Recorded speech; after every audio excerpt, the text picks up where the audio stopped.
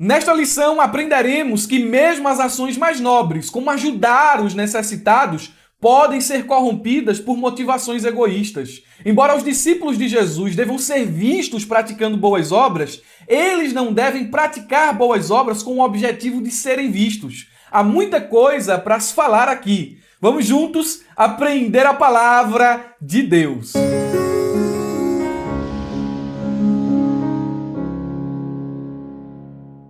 Meus irmãos, quero cumprimentá-los com a paz do Senhor Jesus. Sou Murilo Alencar e estamos dando início a mais uma pré-aula da Escola Bíblica Dominical. Revelo a minha gratidão a você que está aqui mais uma vez. Aos que estão chegando agora, sejam muito bem-vindos. E deixo o meu abraço especial a todos aqueles que já são assinantes da ferramenta EBD. Se você ainda não conhece essa ferramenta, clica no link que está na descrição do vídeo. A ferramenta EBD será bênção para você. Ela é um auxílio aos professores, dirigentes e superintendentes da Escola Bíblica Dominical. Lá você vai encontrar subsídio teológico trabalhado, vai encontrar material para divulgação com locução profissional, vídeos também profissionais, você vai encontrar um curso com um especialista, nosso pastor, o Anderson Silva. É só bênção de Deus. Seja mais um aluno, mais um assinante da ferramenta EBD, venha estudar conosco. Se você está assistindo esse vídeo pelo YouTube, eu já lhe peço que logo agora no começo, dê seu like, ative o sininho para receber as notificações. Se tu ainda não é inscrito, se inscreve no canal. Se você fizer isto, o YouTube vai entender que essa ação sua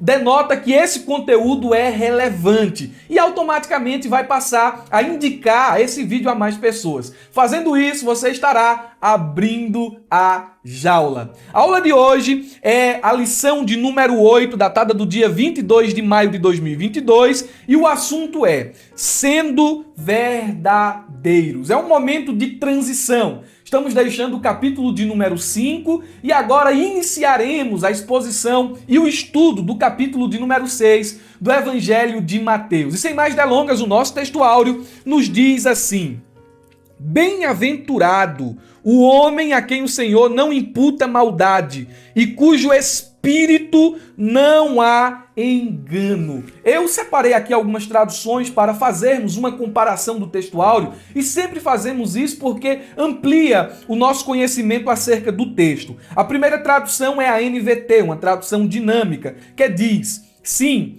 como é feliz aquele cuja culpa o Senhor não leva em conta, cuja consciência é sempre sincera. Esse texto ele está evidenciando um coração de alguém que se arrependeu. Esse salmo aqui é um dos salmos de Davi. E aqui ele está mostrando que o seu coração está contrito, está quebrantado, ele pecou e por um momento ele escondeu a sua falha, escondeu o seu pecado, mas agora arrependido, ele confessou a Deus as suas transgressões e recebeu perdão. É por isso que ele diz de forma bem nítida: como é feliz aquele cuja culpa o Senhor não leva em conta. E o Senhor não leva em conta ou perdoa o homem que se arrependeu sinceramente, porque o arrependimento não é só uma mudança de ação, mas também é uma mudança de sentimento no coração. É por isso que ele diz assim: cuja consciência é sempre sincera. A versão NTLH é uma paráfrase, diz o texto: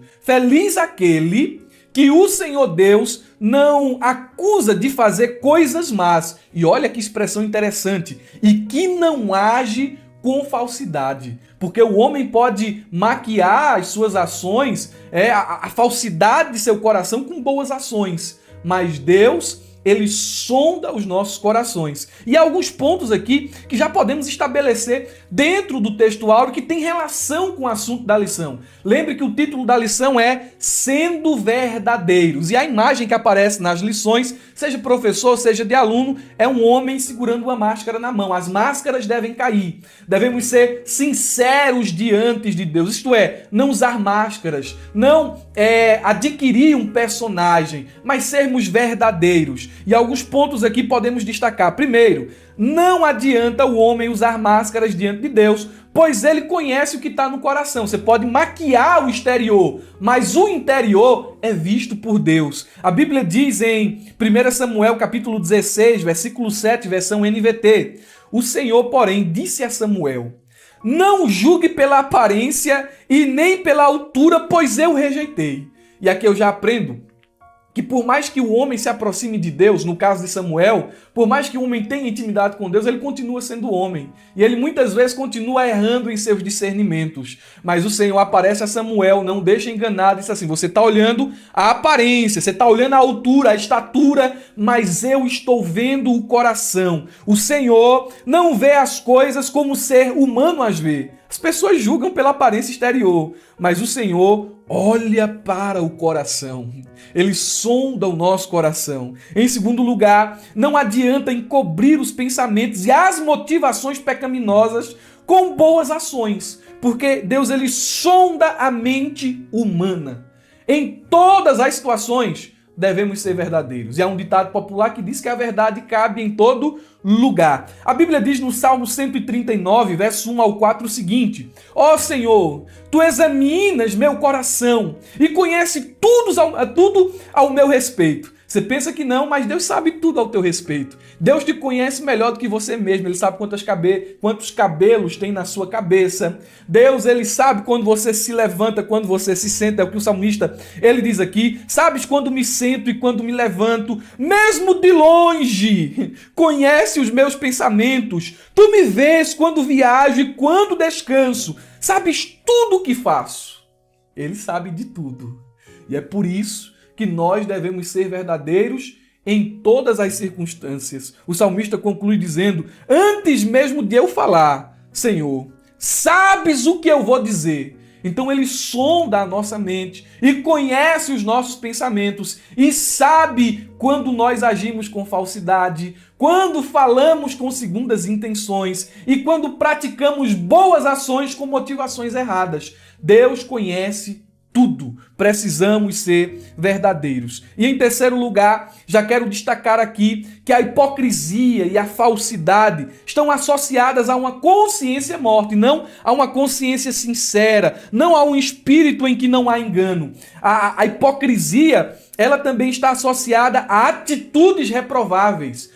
Olha o que é que Paulo diz a Timóteo, 1 Timóteo, capítulo 4, versículo 1 e 2, diz as Escrituras: o Espírito afirma claramente que nos últimos tempos alguns se desviarão da fé, dando ouvidos a espíritos enganadores e a ensinamentos de demônios, que vêm de indivíduos hipócritas e mentirosos, cuja consciência está morta. O hipócrita, ele está em sociedade com Satanás. Ele está em sociedade com o reino das trevas. Aquilo que ele faz, as suas ações, são uma imitação do inimigo de nossas almas. Precisamos tomar cuidado para não sermos taxados como hipócritas. Fazer as coisas de forma superficial, de forma mecânica, de forma fingida, de forma falsa. Porque assim procedendo, estamos imitando o diabo e não a Deus. Estamos agradando os homens e o diabo e não a Deus. Partindo para a nossa verdade prática, a lição diz assim: Jesus chamou de hipócritas as pessoas que praticam boas ações, não por compaixão ou outros bons motivos, mas para obter glória diante dos homens. E essa verdade prática, ela está extraída de um texto que encontra-se no Evangelho de Mateus, capítulo de número 6, versículo 1 ao versículo de número 4, que diz assim, eu vou ler para você: guardai-vos de fazer as vossas esmolas diante dos homens, para serem vistos por eles. Aliás, não tereis galardão junto de vosso Pai que estás nos céus. Quando, pois, deres esmolas, não faças tocar trombeta diante de ti, como fazem os hipócritas nas sinagogas e nas ruas, para serem glorificados pelos homens. Em verdade vos digo que já receberam seu galardão.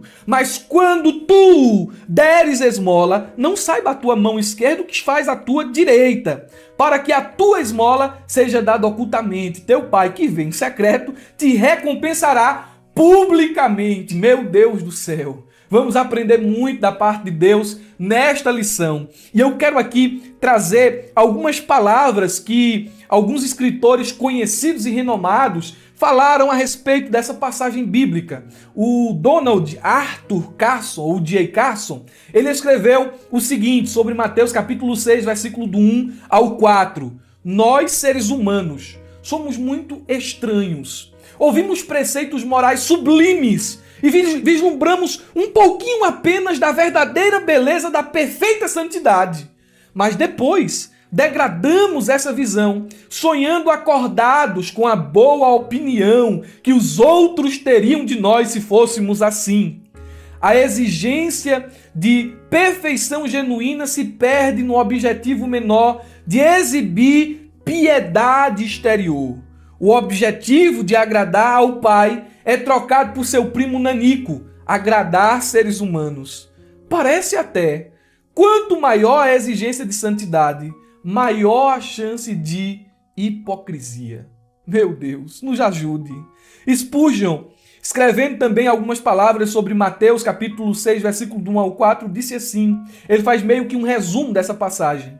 Não devemos copiar a caridade espalhafatosa de certas pessoas vaidosas. Seu caráter é hipócrita. A sua forma é ostensiva. O seu objetivo é o de serem vistos pelos homens. A recompensa é imediata. Essa recompensa é muito miserável e logo passa. Ficar com 1 centavo em uma mão e uma trombeta na outra é uma postura hipócrita. Veja que o texto bíblico ele é enfático em condenar uma boa ação feita com motivações erradas. Nós encontramos o esboço dessa passagem aqui, eu notei na lição, veja que minha lição aqui está um pouquinho rabiscada. Eu notei na lição aqui, enquanto estava lendo, o esboço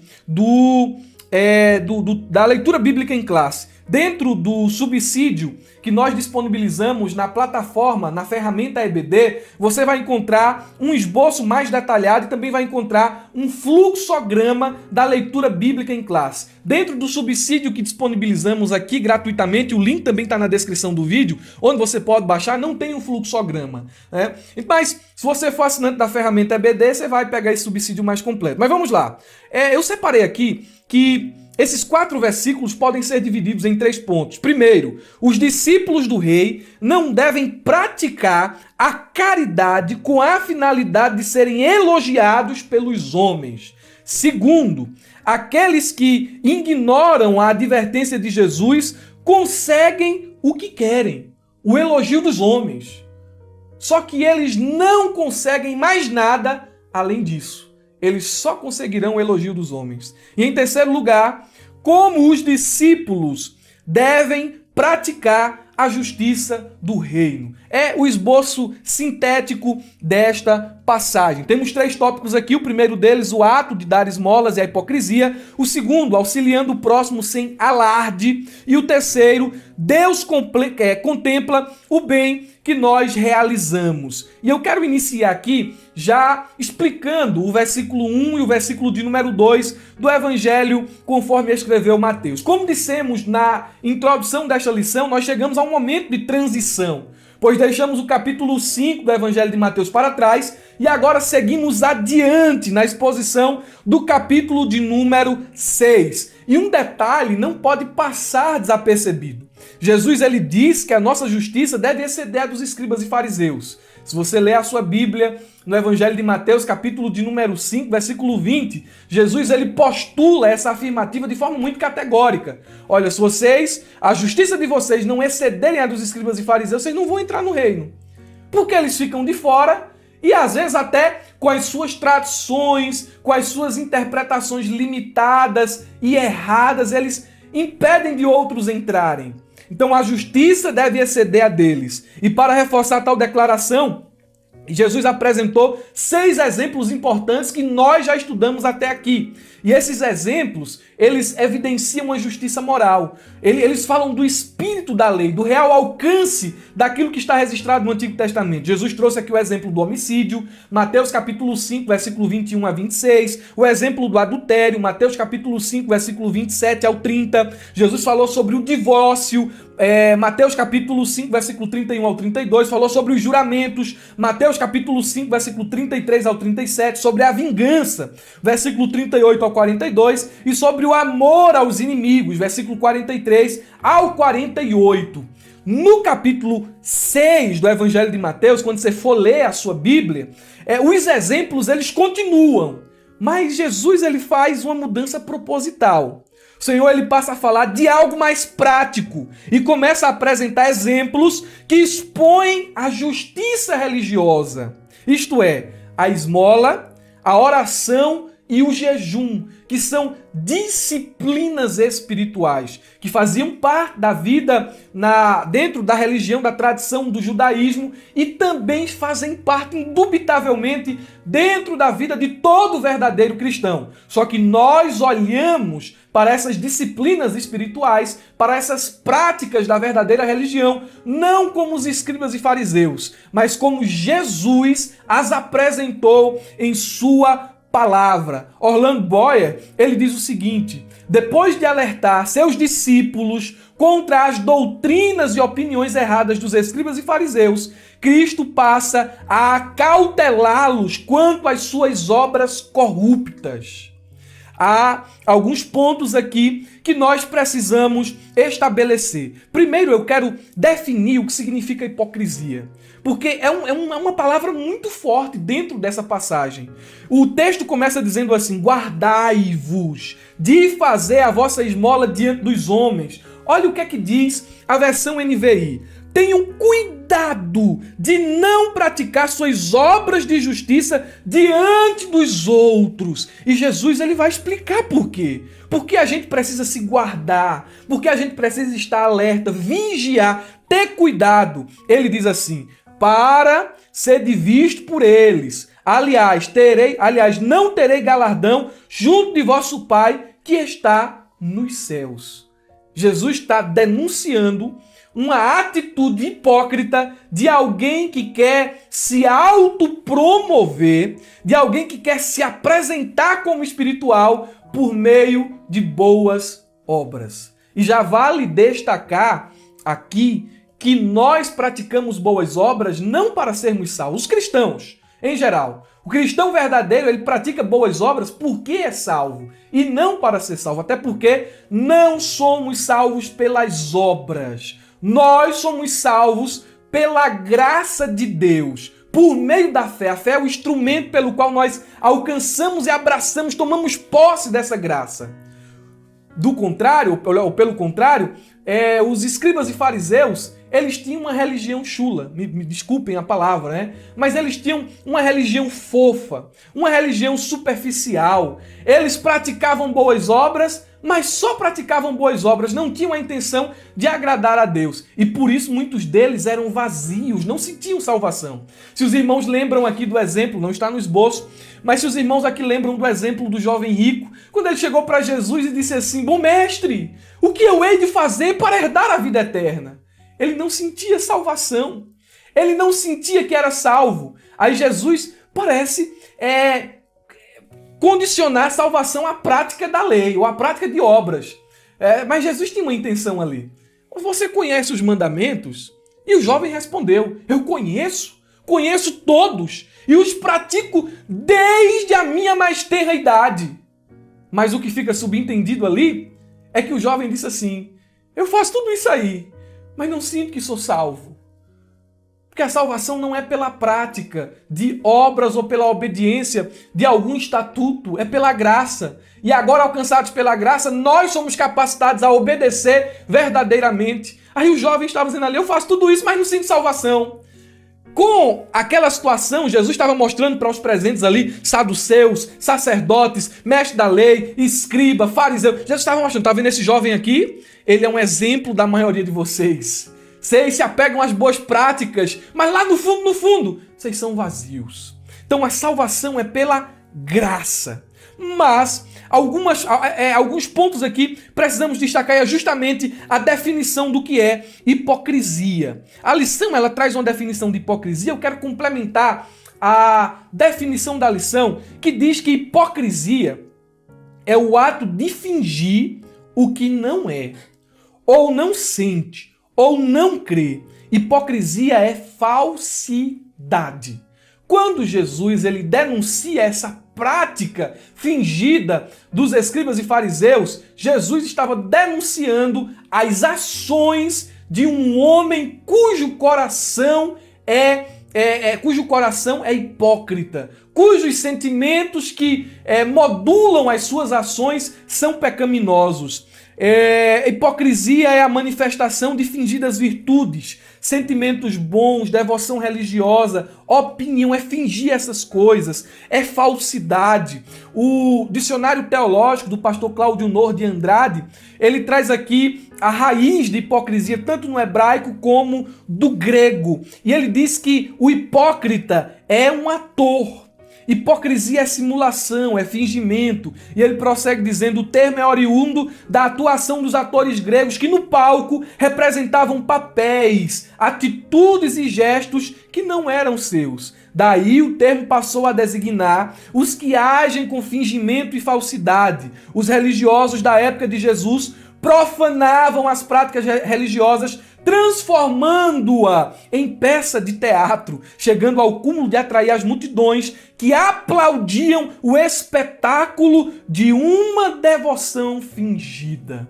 Eles faziam isso publicamente, para serem vistos pelas outras pessoas. Porque dentro da cultura judaica, a prática de dar esmolas era tida em alto conceito. Os judeus eles consideravam homens espirituais aqueles que com devoção extrema ajudavam os necessitados.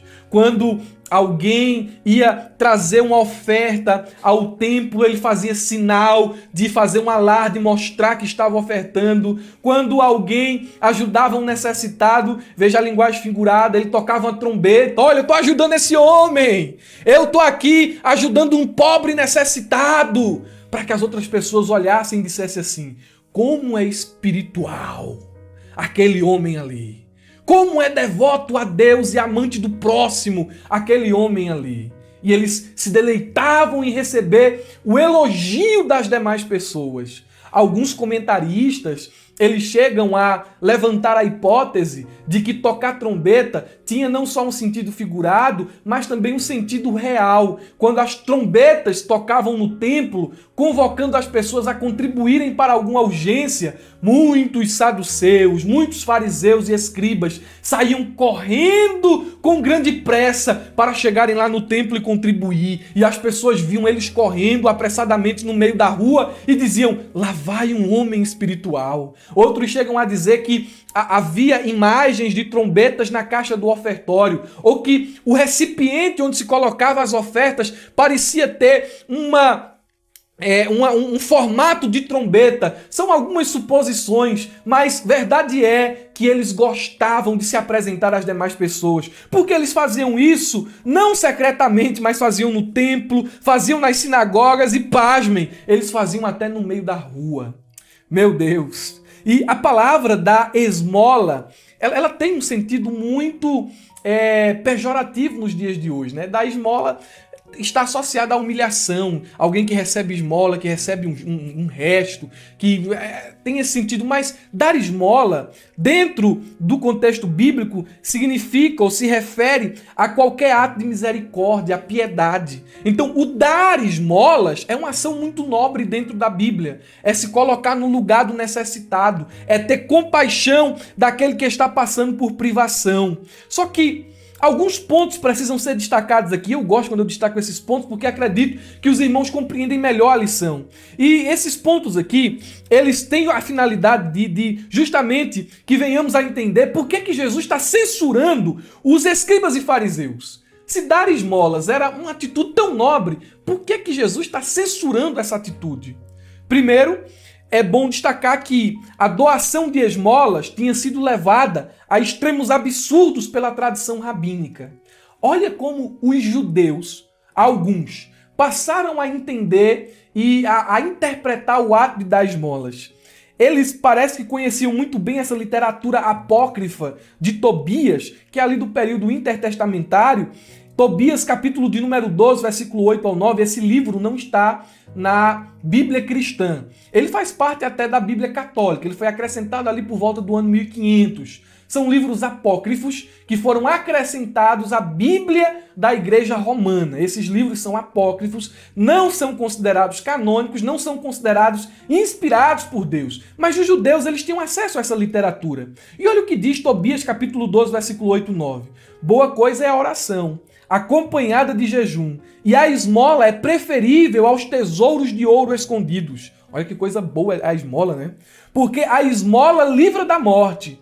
Agora, olhe a heresia. Ela apaga os pecados e faz encontrar a misericórdia e a vida eterna. Se você der esmola, Deus vai perdoar seus pecados. A esmola que você dá, ela vai fazer com que você seja redimido. Era uma ideia que estava presente aqui no livro de Tobias e alguns sacerdotes, escribas e fariseus compactuavam. A Bíblia diz no livro de Eclesiástico, e não procure aí na sua Bíblia não, que ele não está aí. Na nossa Bíblia está Eclesiastes. Eclesiástico é outro livro apócrifo, que também faz parte da Bíblia romana. Ele diz assim: a água apaga o fogo ardente, e a esmola redime ou enfrenta o pecado. Então, consequentemente, muitos judeus, inflamados por essa literatura, acreditavam que a salvação era muito mais fácil para os ricos, porque eles poderiam comprar o seu caminho para o céu dando aos pobres. É por isso que eles gostavam alguns, né? Eles gostavam de dar esmolas. Eles desvirtuaram essa prática piedosa. E eles passaram a olhar para essa prática piedosa como um ato redentivo. Esse mesmo erro perpassou o tempo e adentrou dentro das doutrinas da Igreja Católica Romana. Um dos papas, chamado Leão Magno, ele declarou o seguinte: pela oração buscamos apaziguar a Deus, pelo jejum extinguir a concupiscência da carne e por esmolas redimir os nossos pecados. A esmola, ela passou a ter essa conceituação, essa interpretação herética, equivocada e errada. O outro problema aqui da censura de Jesus em relação aos escribas e fariseus era justamente a oferta exibicionista. Porque a prática da piedade, ela tem um vínculo muito forte com a adoração a Deus. Mas eles não queriam adorar a Deus. Eles queriam a adoração dos homens. Eles não queriam que por meio de suas vidas os homens glorificassem a Deus, mas que por meio de suas práticas os homens lhes dirigissem elogios. Jesus, ele utiliza mais uma vez aqui, eu vou trazer a memória aqui dos irmãos, essa expressão tocar trombeta para denunciar a prática hipócrita dos escribas e fariseus. E quanto a isso, é importante aqui ainda evidenciar os perigos da falsa espiritualidade. Olha por que eles faziam isso. Primeiro motivo era o exibicionismo.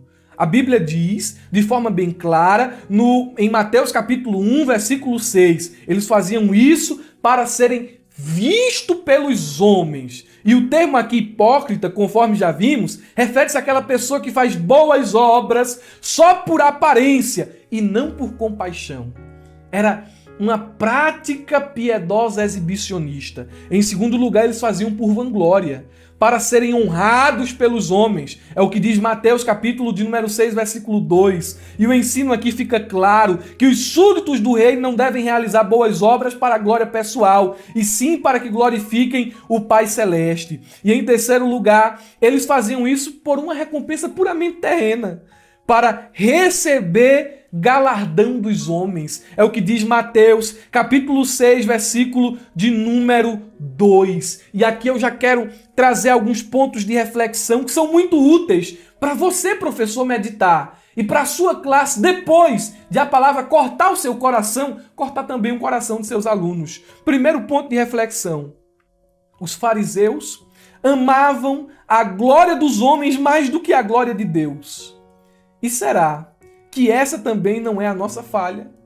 Será se não buscamos mais a glória dos homens, o elogio dos homens, do que o elogio de Deus? Jesus condena muito essa atitude nos escribas e fariseus. João 5,44, não é de admirar que não possam crer, pois vocês honram uns aos outros, mas não se importam com a honra que vem do Deus único. Você espera só dos homens. E quando você espera dos homens, você para de esperar de Deus. No mesmo Evangelho de João, capítulo 12, versículo 42 e 43, diz a Bíblia: ainda assim, muitos creram em Jesus, incluindo alguns líderes judeus. Eles, porém, não declararam sua fé abertamente, por medo de que os fariseus os expulsassem da sinagoga. Amaram a aprovação das pessoas, mais que a aprovação de Deus. Muitas vezes, práticas de boas obras que fazemos tem o intuito de receber o elogio dos homens e não o elogio de Deus. E não a aprovação de Deus. Tome muito cuidado com isso. Porque aqui é aquele tipo de pessoa que só faz, que só pratica quando tem câmera, quando tem holofote, quando tem outdoor, quando tem público, quando tem plateia. Ele não sabe fazer secretamente para depois de Deus ele receber a aprovação. Ele quer a aprovação imediata dos homens. Meu Deus, vamos lá, em segundo lugar, ser glorificado pelos homens é algo que pode ser comprado, mas receber a aprovação de Deus é uma coisa muito diferente. Você pode comprar a aprovação dos homens, mas você não pode comprar a aprovação de Deus. Para ter a aprovação de Deus, você tem que ser verdadeiro, você tem que ser sincero, porque por falsidade você pode trazer para si o benefício de outra pessoa. Mas Deus não é assim, porque Deus não se deixa enganar. Deus não se deixa escarnecer. Em terceiro lugar, é importante que nós tenhamos um objetivo correto, pois se obtivermos resultado a partir de um objetivo errado, nosso sucesso será um fracasso. Tem muita gente que sobe ministerialmente praticando obras de escribas e fariseus, só para serem vistos. Aí eles acham, estou tendo sucesso, estou me tornando conhecido na terra, mas tu é desconhecido no céu. Em quarto lugar, devemos ser muito cuidadosos, pois o pecado pode degradar até mesmo as práticas mais piedosas. Há um perigo real de fazer aquilo que é certo de um modo que desagrade a Deus. É quando eu estou na igreja e, apesar de servir a noiva do Cordeiro, eu estou fazendo isso para agradar o homem, não para agradar a Deus. Ah, então quer dizer, irmão Murilo, que eu não devo agradar o homem, que eu não devo obedecer ao homem, que eu não devo obedecer à liderança da igreja. Não é isso que eu estou dizendo aqui. Eu estou dizendo que, primeiramente, você deve ter no seu coração o objetivo de agradar a Deus. E se você estiver agradando a Deus dentro da vontade de Deus, certamente você também vai estar servindo a liderança da igreja. Você vai estar servindo a igreja com sinceridade e com pureza. Porque quem agrada a Deus está dentro daquilo que é louvável também diante dos homens. Olha um homem ali que agrada a Deus, um homem que é sincero, um homem que é verdadeiro, um homem que ajuda, um homem que se desgasta na obra. Mas tem muita gente que é hipócrita e a gente precisa tomar cuidado com isso. Eu vou me policiar aqui nas palavras para não ser tão pesado naquilo que estou falando. Podemos partir para o segundo ponto da nossa lição, que fala sobre o auxiliando o próximo sem alarde. A Bíblia diz no versículo 3 e 4 o seguinte: mas tu, quando deres esmolas, não saiba a tua mão esquerda o que faz a tua mão direita, para que tua esmola não seja dada ocultamente. Teu pai, que vem em secreto, te recompensará publicamente. A oferta é dada ocultamente, mas quando dada para Deus, a recompensa é publicamente. Agora, há uma expressão aqui, mais uma imagem muito viva utilizada por Jesus. Não saiba a tua mão esquerda o que faz a tua direita.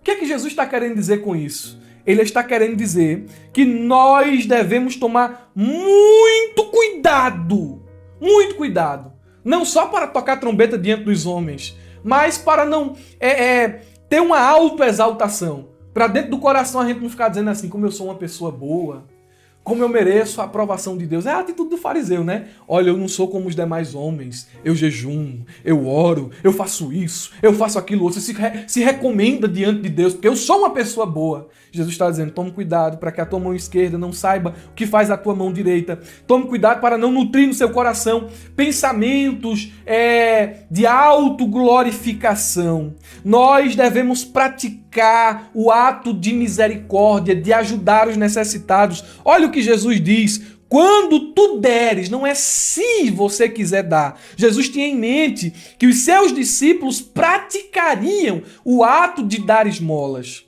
É uma prática muito louvável. Não é porque os escribas e fariseus estavam fazendo errado que a prática em si não é correta. Jesus está mostrando que a prática é correta e o modo correto de dar esmolas. O próprio Jesus, tudo indica, à luz da Bíblia, e isso fica subentendido em João capítulo 3, versículo 29, que ele dava esmolas.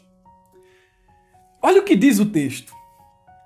Como Judas era o tesoureiro, é lógico que o contexto aqui é outro, mas fica subentendido essa assertiva. Alguns imaginaram que Jesus tinha mandado que ele comprasse o necessário para a festa ou desse algum dinheiro aos pobres. Então, se os discípulos imaginaram isso, que Jesus tinha mandado o tesoureiro ali da equipe ou comprar alguma coisa para a festa ou dar dinheiro aos pobres, é porque ele já tinha feito isso. Ele praticava o ato de dar esmolas. A questão de dar esmolas e das disciplinas espirituais falaremos na próxima aula, que é dar esmolas, oração e jejum, foi algo muito abraçado pelos cristãos de todas as épocas. Houve um tempo que os cristãos eles até juntavam essas três práticas em uma só ação. Como assim, irmão Murilo? Eles tiravam um dia da semana, e geralmente era o domingo, e eles diziam assim: nesse dia nós iremos jejuar. Então eles tiravam um domingo para jejuarem. Como eles estavam jejuando, não iam gastar tempo fazendo café, fazendo almoço, fazendo a janta. E o que é que eles faziam? Esse tempo que era dedicado ao preparamento dos alimentos, eles gastavam com oração. Aí depois vem a prática de dar esmolas. Porque o alimento que seria usado no café, no almoço, na janta, o que é que eles faziam?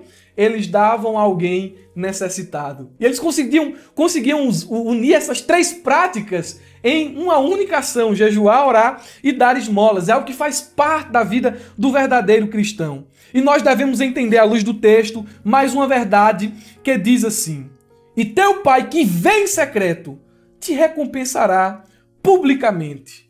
Nós devemos entender que há uma recompensa de Deus. Que o Senhor vê mesmo as mais simples ações. Ele disse: olha, quem der um copo de água, o que é dar um copo de água? Quem der um copo de água a esses pequeninos aqui, vai estar dando a mim, vai receber galardão de Deus.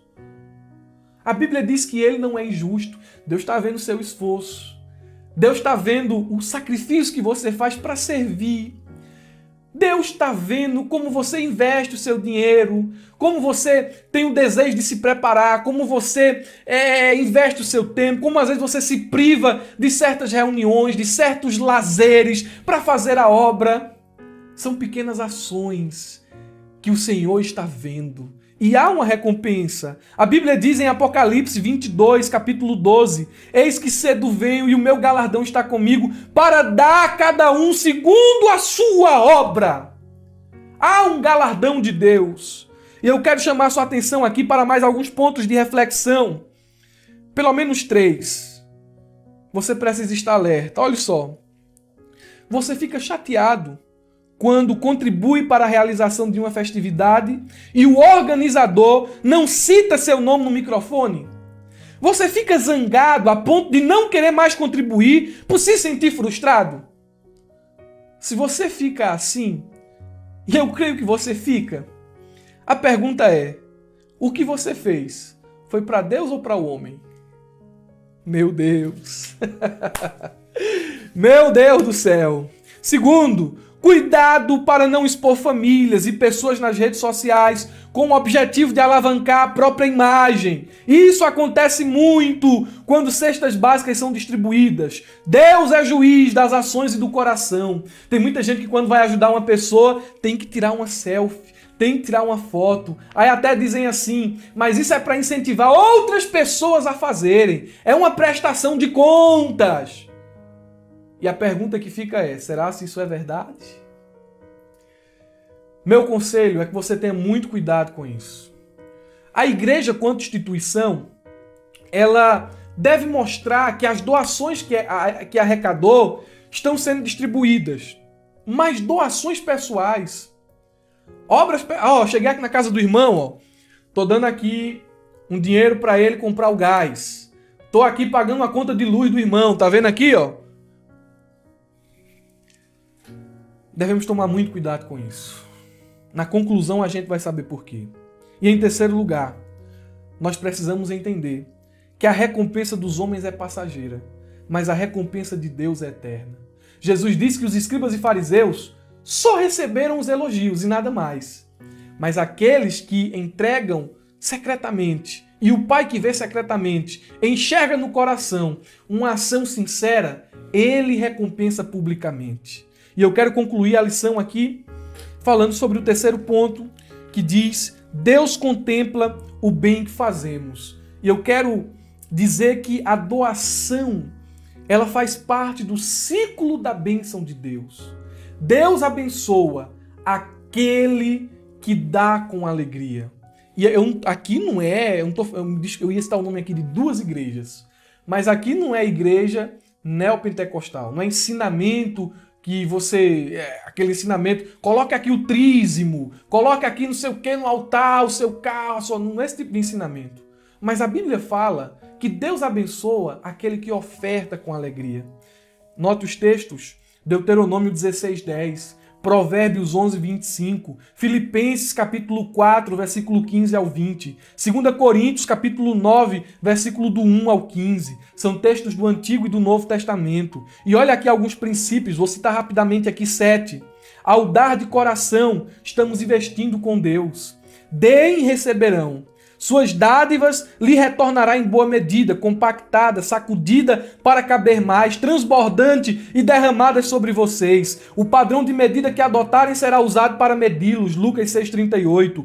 Lembrem-se, quem lança apenas algumas sementes obtém colheita pequena, mas quem semeia com fartura obtém uma colheita farta. E aqui esse texto é de 2 Coríntios 9,6, um contexto de contribuição. Em segundo lugar, a doação genuína é sacrificial. Você vai doar, isso vai lhe custar alguma coisa. Tem que lhe custar alguma coisa. Não é dar daquilo que sobra.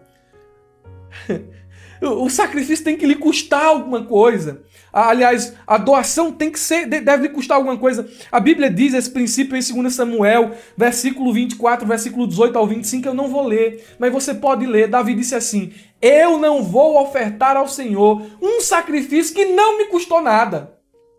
Em terceiro lugar, a responsabilidade para a doação não tem nenhuma relação com o quanto uma pessoa tem. Eu não tenho nada, então eu não vou doar. Eu só tenho um pouquinho, então não vou dar. Às vezes eu até sou levado a acreditar que quanto menos se tem, mais o coração está apto para repartir. A Bíblia diz em Lucas 16:10, se forem fiéis nas pequenas coisas, também serão nas grandes. Mas se forem desonestos nas pequenas coisas, também o serão nas maiores. Em quarto lugar, a doação material se relaciona com a vida espiritual. Leia Filipenses capítulo 4, versículo 18. Em quinto lugar, a oferta é fruto de uma determinação pessoal. A Bíblia diz em 2 Coríntios 9:7, cada um deve decidir em seu coração quanto dar, não contribuir com relutância ou por obrigação, pois Deus ama quem dá com alegria. Em sexto lugar, contribuímos em resposta à necessidade das pessoas. Olha o que Paulo diz em Atos 20 e 35. Fui exemplo constante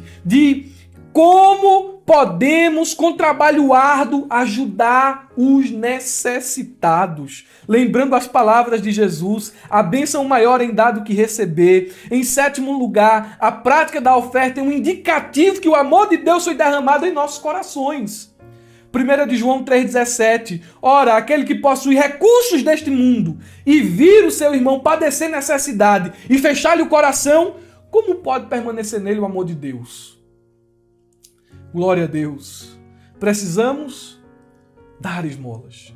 Não dar esmola no sentido de hoje, né? Uma coisa miserável, uma coisa humilhante, mas dar esmola no sentido de exercer misericórdia, de se colocar no lugar dos necessitados. Devemos fazer isso com um coração sincero diante de Deus. Concluindo, 2 pontos importantes merecem uma evidência na conclusão desse estudo. Primeiro, cuidado com a hipocrisia. Jesus usou muitas figuras para descrever a hipocrisia. Ele a comparou com um fermento. Lucas capítulo 12, versículo 1. Ele comparou a hipocrisia a sepulcros caiados. Foi o que ele disse dos escribas e fariseus. Vocês são bonitos por fora, mas por dentro são sepulcros caiados, cheios de osso toda imundícia.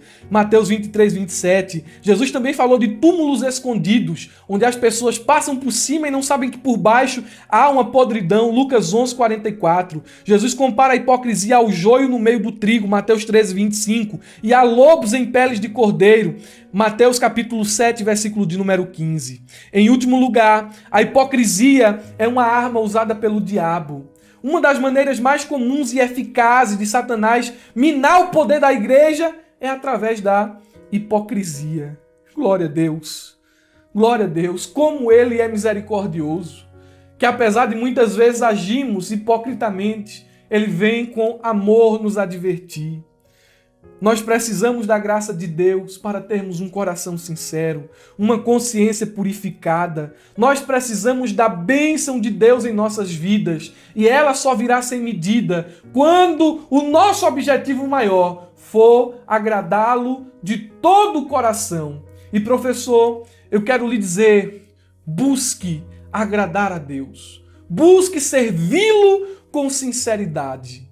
E as suas práticas espirituais estejam atreladas à adoração verdadeira.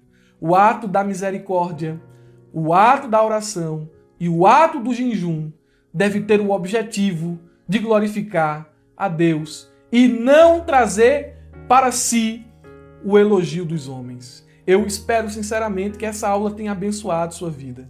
Se você chegou até o final, eu vou fazer aquele pedido que faço em todos os vídeos. Coloque aí nos comentários, irmão Murilo, eu cheguei até o final. Se você ficou com alguma dúvida dentro dessa lição, a sua dúvida será respondida aí nos comentários. Poste aí e nós iremos interagir. Deus abençoe a sua vida. Deus abençoe seu ministério. Tenha um ótimo fim de semana e uma ótima aula de escola bíblica dominical. Deus abençoe.